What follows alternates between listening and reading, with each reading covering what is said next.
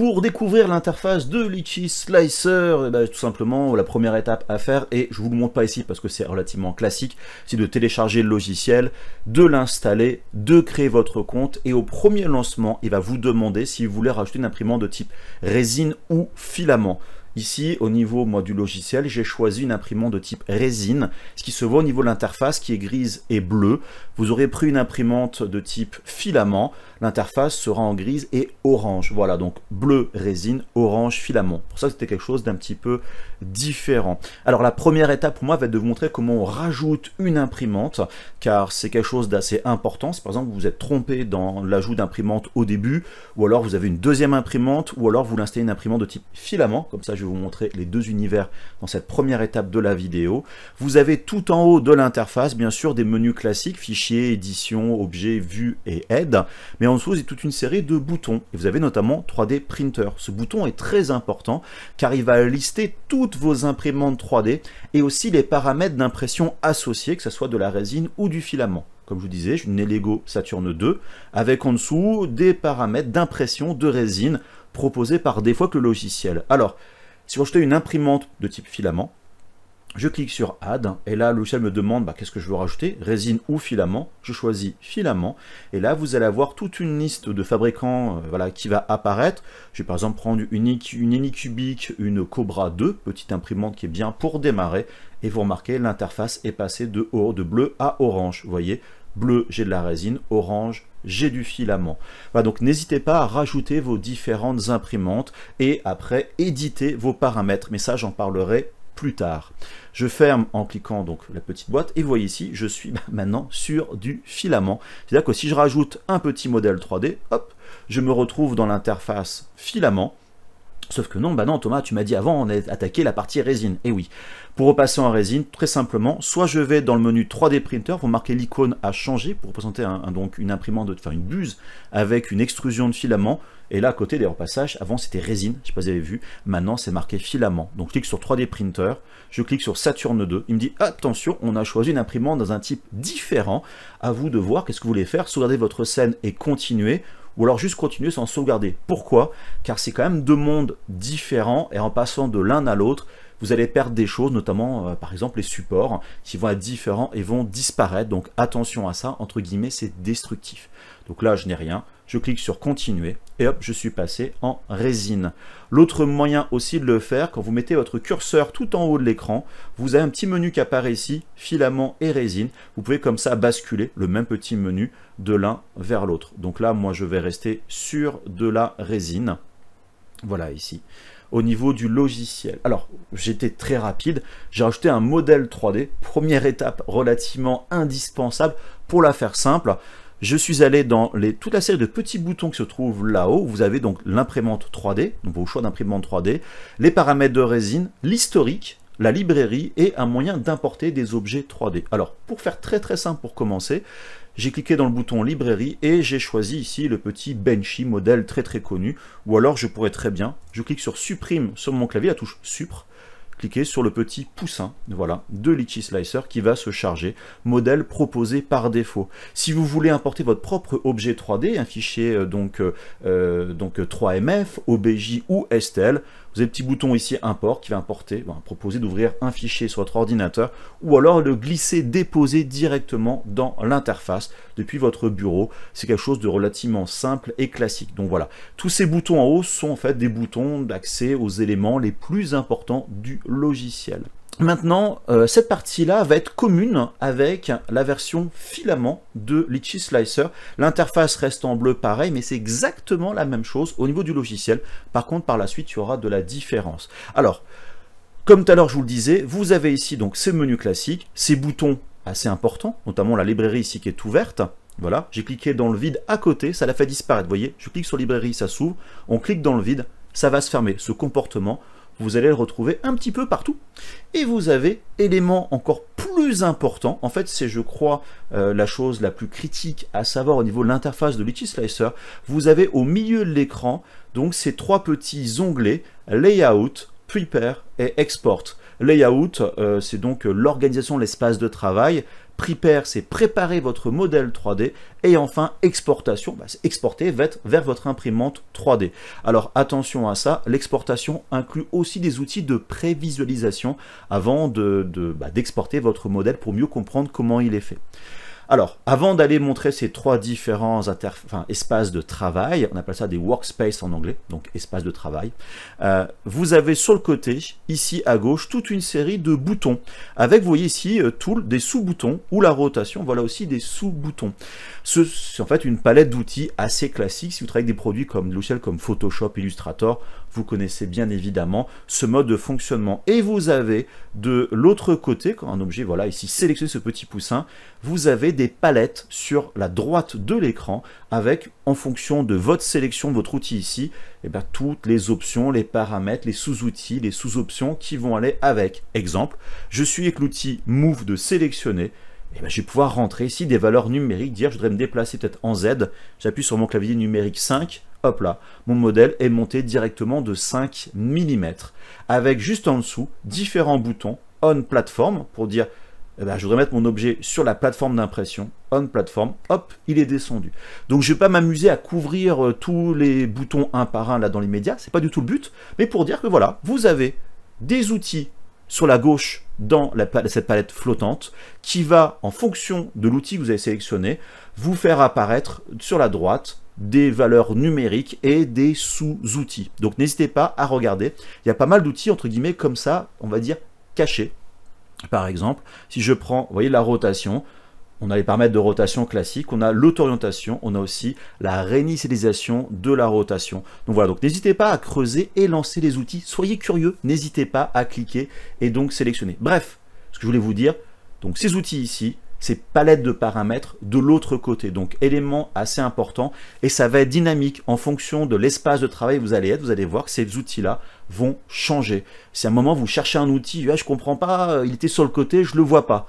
La raison, c'est que vous n'êtes peut-être pas dans le bon espace de travail, ce bon workspace, ou alors vous n'êtes pas dans le bon type d'imprimante. Vous êtes dans une imprimante de type filament et l'outil en question que vous cherchez est un outil de type résine. Voilà les deux raisons principales. Donc voilà, donc ça c'est les éléments assez critiques.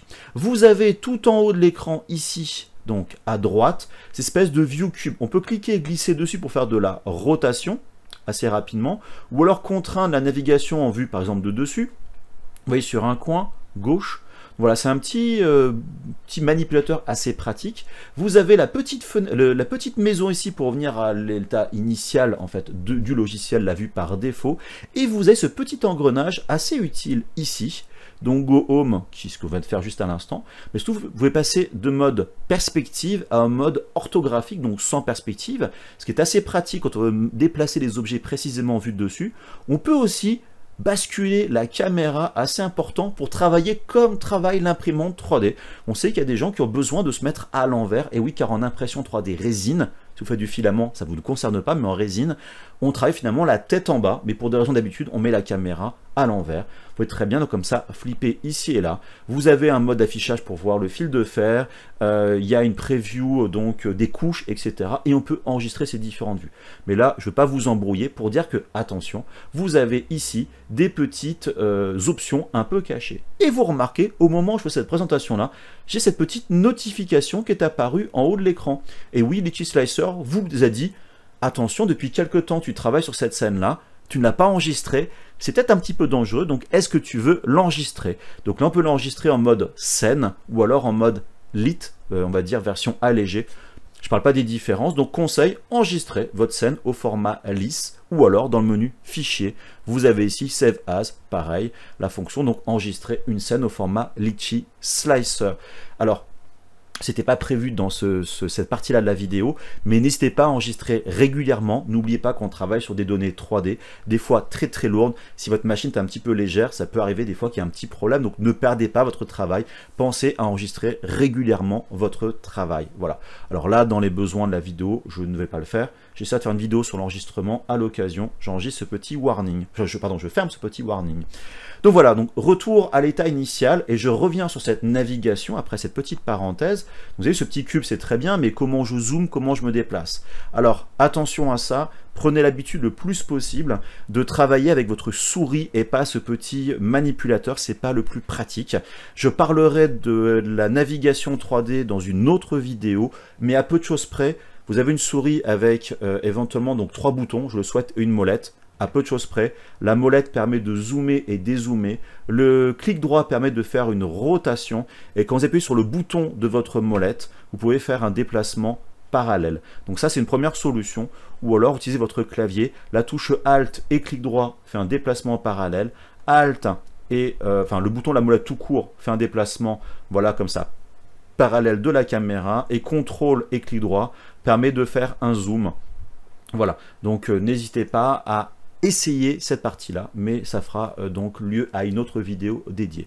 Donc voilà, donc là on a vu quasiment tout, c'est-à-dire dans cette section layout, les outils, etc., la navigation. Il reste qu'un petit élément, enfin 2 petits éléments assez importants quand même. Vous avez tout en bas de l'écran ici quelques informations. Vous êtes sur l'imprimante donc Elego, la résine par défaut du logiciel. Vous avez le temps qui n'est pas calculé d'estimation de l'impression et le calcul de volume utilisé pour votre résine. Donc ça, c'est des petites informations complémentaires, discrètes dans un coin à retenir. Mais surtout, le plus important, si je zoome, dézoome encore plus, vous avez votre espace de travail. On est dans de la 3D, avec ici le plateau simulé de votre imprimante 3D et cette espèce de grand pavé ici par-dessus correspond à votre volume d'impression de votre imprimante 3D. Voilà, donc ça, c'est information très importante, car si votre objet sort de ce volume-là, il va être coupé au niveau de l'impression ou ne sera pas imprimé s'il est carrément sorti complètement. Et d'ailleurs, si je déplace ce petit poussin avec la fonction donc Move, ici et là, vous voyez, si je sors, vous remarquez qu'on a voilà, un petit zébra qui apparaît par-dessus, vous dire « Ah, attention, ce modèle-là, ça sort de votre volume d'impression, donc attention à corriger ça ». Voilà, donc là, beaucoup d'informations que je vous ai quand même déjà données là-dessus. Maintenant, on va juste faire une annulation, CTRL-Z, donc les raccourcis classiques, ou sinon menu Edit, et là vous avez le Undo ou le Redo. Voilà, donc annulation et rétablir. Et je vais passer très rapidement à la section Prepare et la section Export. Donc là, ces sections, il y a quand même beaucoup de choses à dire. Et là, on va commencer à faire cette distinction entre la résine et le filament. Je passe sur Prepare. Vous remarquez ici, je me retrouve avec donc des boutons sur le côté qui ont entièrement changé. Vous voyez, j'ai support, raft, hollowing. Je ne peux plus déplacer mes modèles 3D. Et oui, c'est pour ça que dans le layout, on va changer les échelles, changer l'orientation, déplacer les éléments, voire les couper en morceaux. Alors que dans la section Prepare, on va travailler sur les objets finalement relativement individuellement pour rajouter ses supports, les évider, etc., etc. Donc on retrouve exactement le même principe au niveau du logiciel. Donc vous avez ici la fonction donc voilà pour travailler sur les supports de votre modèle 3D, que ce soit en filament ou en résine, les radeaux, les vidages, la visibilité, un mode de vue qui est pour l'instant désactivé. Vous voyez des fonctions qui sont des fois grisées pour dire là tu n'es pas dans le contexte pour utiliser cette fonctionnalité là, pour ça que c'est grisé. Le mode Bash Tool et la fonction Magic qui fera lieu à une vidéo en particulier. Voilà, et vous retrouvez le même principe sur le côté, des paramètres, voilà, correspondant à l'outil support. Je suis sur l'outil Raft, vous voyez, j'ai des paramètres différents, et là, tous les petits boutons pour dire attention, ça c'est des fonctions pour la version pro du logiciel. Je reviens sur les supports, vous avez vu ici, j'ai des fonctions pro qui sont limitées. Manuel ici, le support painting c'est pour la version pro, inline support aussi pour la version pro, etc., etc. Donc sinon, le mode de fonctionnement reste le même. On prend un outil, on a les paramètres là, et on va travailler sur l'objet 3D pour faire ces supports. Et enfin, vous avez la section exportation pour exporter votre travail vers votre imprimante 3D. Et comme je le disais avant, il y a aussi des modes d'affichage, comme par exemple pour la version résine et que la version résine, vous avez le simulateur d'imprimante. Et quand vous déplacez cette petite barre ici, qui fera l'objet bien sûr d'explication à côté, on peut simuler comme ça l'impression pour comprendre ce que va faire votre imprimante 3D au fur et à mesure, quitte à zoomer avec votre souris pour arriver, hop, voilà ici, à comprendre comme ça ce qui se passe. Alors, je vais pas tout expliquer, je vais juste revenir dans Prepare et maintenant basculer sur le filament pour que vous voyez les différences. Imprégnez-vous visuellement de l'écran à l'heure actuelle, voilà, j'ai support, raft, hollowing, toutes ces fonctions ici. Maintenant, je bascule sur une imprimante de type filament, donc cette Cobra Go qui était enregistrée. J'enregistre pas ma scène, hein, enfin, je perds tout dessus.